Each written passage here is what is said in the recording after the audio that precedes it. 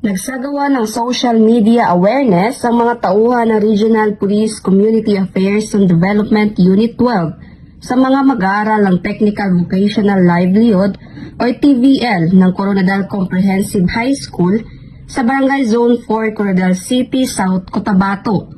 Nito lamang Hulyo taong kasalukuyan.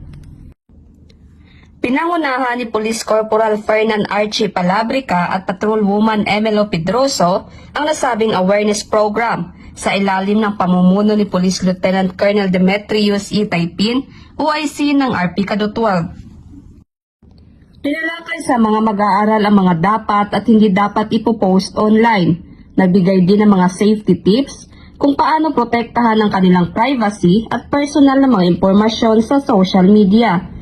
Binigyang diin din ang pagkilala sa fake news at misinformation.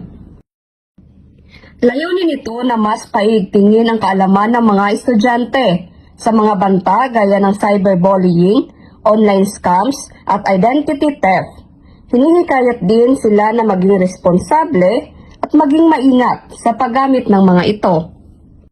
Mula dito sa General Santos City, ako ang inyong PNN correspondent, Patrolwoman Dina Morales, alagad ng batas, tagataguyod ng Balitang Pulis.